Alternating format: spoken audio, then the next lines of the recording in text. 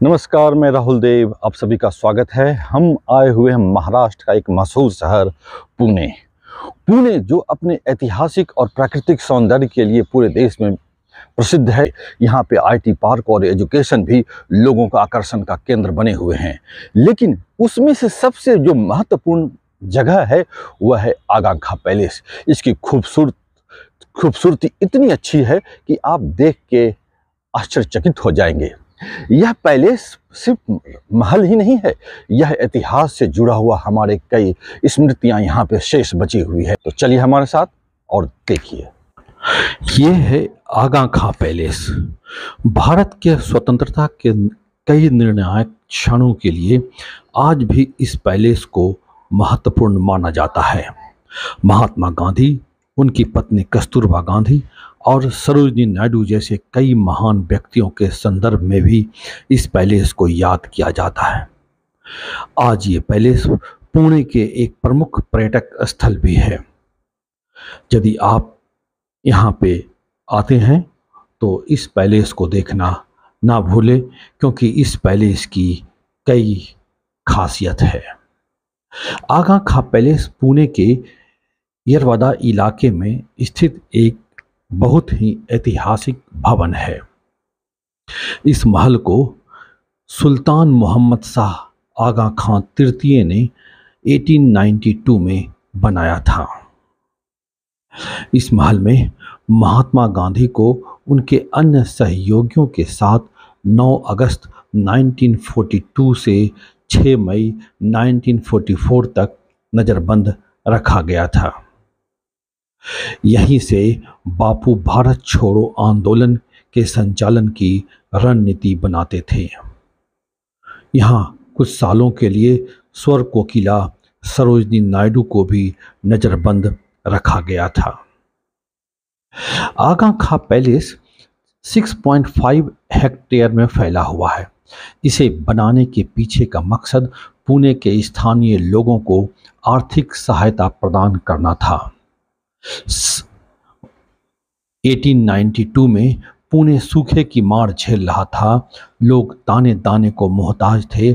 उसके पास ना तो काम था और ना ही पैसे। लोगों की बदहाली को देखते हुए सुल्तान मोहम्मद शाह आगा खान ने इस पैलेस को बनाने का निर्णय लिया। इससे कई लोगों को जीविकोपार्जन का साधन मिला।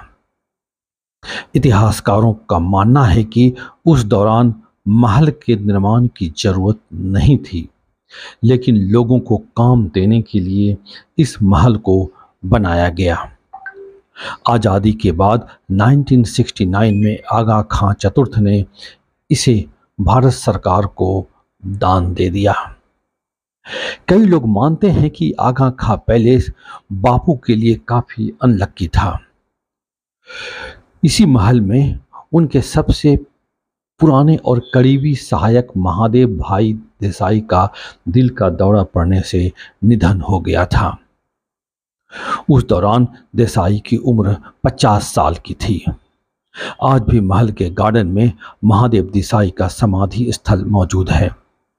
बापू के जीवन की दूसरी सबसे जो दुखद घटना थी, यानी कि उनकी पत्नी कस्तूरबा गांधी का निधन भी इसी महल में 22 फरवरी 1944 को हो गया था। कस्तूरबा की समाधि भी देसाई के समाधि के नज़दीक ही बनाई गई है। बाद में गांधी जी की अस्थियां भी इसी स्मारक के गार्डन में रखी गई है। इस संग्रहालय में बापू से जुड़े हुए कई यादें यहाँ पे रखा गया है। आप जो देख रहे हैं कि बापू की एक प्रतिमा रखी हुई है।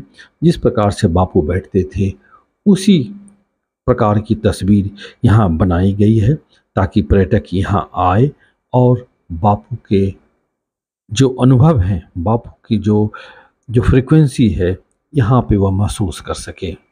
यहाँ पे बापू और कस्तूरबा गांधी के व्यक्तिगत उपयोग की वस्तुएं जैसे उनकी चप्पलें, चरखा, बर्तन, किताबें, कपड़े और चश्मा भी रखा गया है।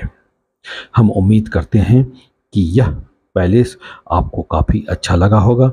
जब भी कभी पुणे जाएं तो इस पैलेस का घूमना ना भूलें, जरूर जाएं और यहाँ का लुत्फ उठाएं, यहाँ की ऐतिहासिक धरोहर का। धन्यवाद।